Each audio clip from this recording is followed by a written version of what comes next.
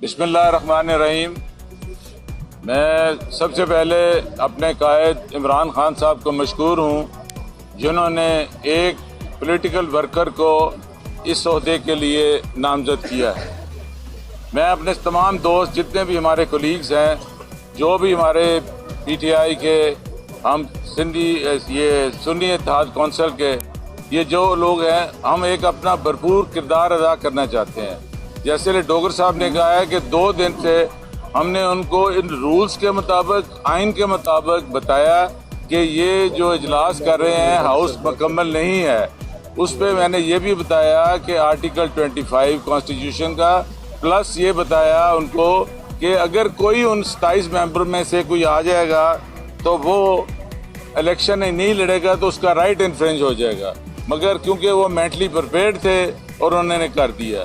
इंशाल्लाह हम इसको भरपूर तरीके से परसों इलेक्शन लड़ेंगे। इंशाल्लाह कल अपने इंशाल्लाह और दोस्तों के साथ कल हम कागजात नामजदगी भी जमा कराएंगे, क्योंकि ये मरूसी सियासत नहीं है।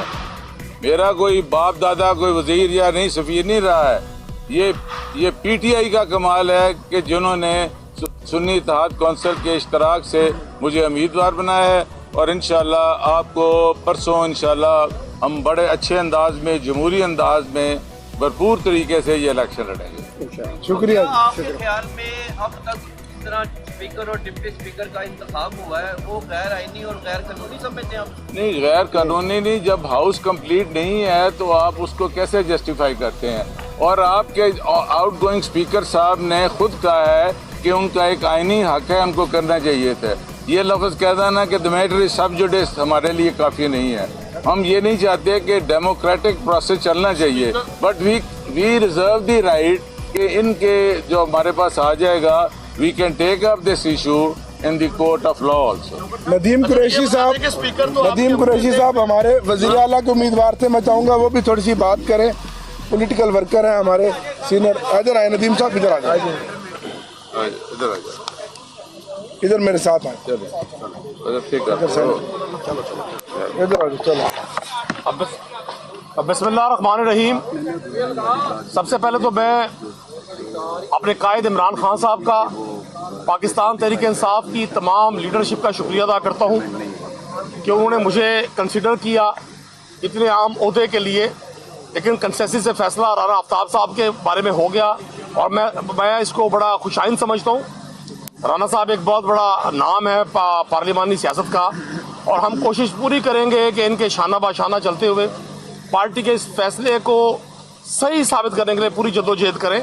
और अब मैं पंजाब के अरकान असम्बली से, जिन्होंने परसों CM पंजाब का वोट कास्ट करना है, उनसे भी गुजारिश करूँगा कि ज़मीर के मुताबिक अगर आप वोट देना चाहते हैं और आप समझते हैं कि 12.5 करोड़ के सूबे की इस असम्बली में एक ऐसा शख्स आपकी नुमाइंदगी करे जो ग्रास रूट लेवल से पॉलिटिक्स कर रहा है, तो फिर हमारा और सबका इंतखाब राना आफ्ताब साहब होने चाहिए। और मुझे बड़ी तवक्को है इस बात की कि जिस मुआशी और सियासी अदम इस्तेहकाम का शिकार पाकिस्तान को कर दिया गया है, जब तक हम इस फैमिली प्राइवेट लिमिटेड पॉलिटिक्स से बाहर नहीं आएंगे, पाकिस्तान आगे नहीं बढ़ेगा।